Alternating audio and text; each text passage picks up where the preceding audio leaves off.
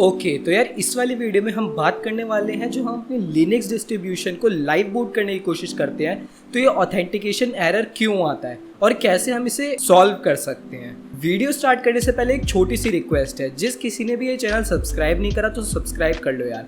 Video बनाने में बहुत मेहनत लगती है और आपके सब्सक्राइब, लाइक और कमेंट से मुझे मोटिवेशन मिलती है। तो यार ये प्रॉब्लम हमारी पुरानी वाली बायोस जो 16 बिट पे रन करती थी उसमें नहीं आती। जो हमारी नई वाली बायोस है जो एडवांस हो चुकी है बेसिकली, जिसे हम UEFI बोलते हैं, जो हमारी 32 बिट और 64 बिट पे रन होती है।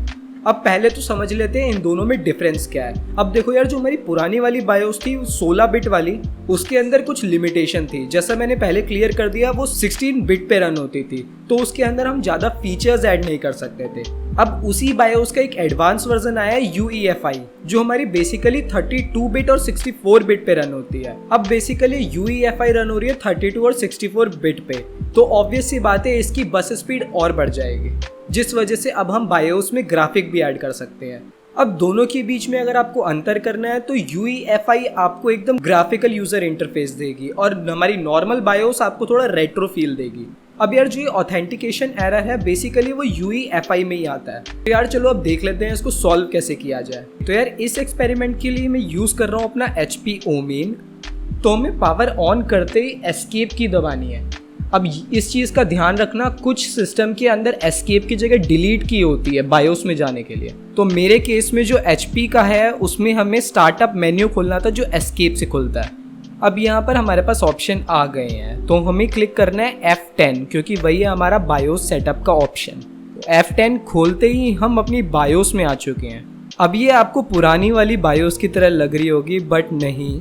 अगर मेरी ये वीडियो कोई HP से देख रहा है तो यार प्लीज़ थोड़ा बायोस पे ध्यान दीजिए, कोई अपडेट दीजिए।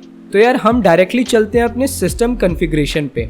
तो सिस्टम कॉन्फ़िगरेशन पे आने के बाद हमें ढूंढना है बूट ऑप्शन। वो ये रहा। बूट ऑप्शन में हमें दिखेगा सिक्योर बूट। अब वो इनेबल है, हमें इसी को डिसेबल करना है। अब इस चीज़ का ध्यान रखना, हर ब्रांड की एकदम अलग बायोस होती है तो कंफ्यूज होने की ज़रूरत नहीं है, आपको डायरेक्टली सिक्योर बूट ही ढूंढना है। तो यार मुझे लगता है कोई प्रॉब्लम नहीं है। अगर आप इस वीडियो तक आ गए हो तो इतनी नॉलेज आपके अंदर होगी। तो यार फटाफट से हमें सिक्योर बूट को डिसेबल कर देते हैं और F10 दबा के सेव कर देते हैं।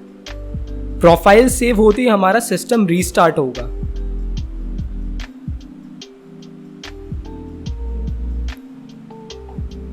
अच्छा, एक चीज़ का ध्यान रखना, अभी हमारा काम ख़त्म नहीं हुआ। रीस्टार्ट होने के बाद आपके मॉनिटर में कुछ ऐसा दिखेगा। अगर आपने एस्केप दबा दिया तो जो हमने सेटिंग करी थी वो सेव नहीं होगी। तो यार यहाँ पर लिखा है operating system boot mode change. आपको एक पिन डालना पड़ेगा और एंटर दबाना पड़ेगा, तभी आपकी सेटिंग सेव होगी। अगर आप एस्केप दबा दोगे तो वो बिना सेव हुए कंटिन्यू हो जाएगी। तो अब मैं टाइप करता हूँ और एंटर। तो मेरी सेटिंग सेव हो चुकी है। अब ट्राई करते हैं एस्केप दबा के।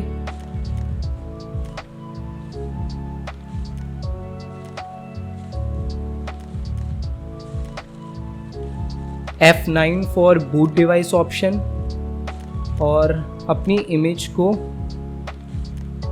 तो यार आप देख ही सकते हैं अब ऐसी कोई प्रॉब्लम नहीं आई है। आपकी जो लाइव इमेज थी वो अब चल चुकी है बिना किसी प्रॉब्लम के।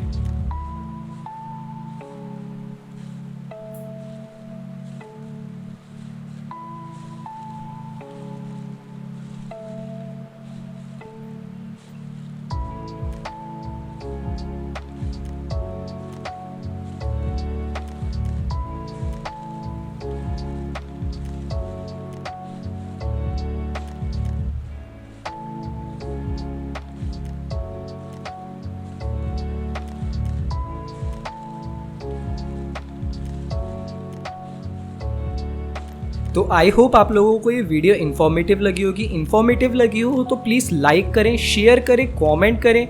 और अगर आपको हैकिंग से रिलेटेड कंटेंट चाहिए तो इस वाले चैनल को सब्सक्राइब करना ना भूलें। मैं बहुत ही जल्दी एक प्लेलिस्ट ऐड करने वाला हूँ जहाँ पर मैं काली के कुछ टूल्स यूज़ करना सिखाऊंगा। तो मैं मिलता हूँ आपसे नेक्स्ट वाली वीडियो में, तब तक के लिए बाय।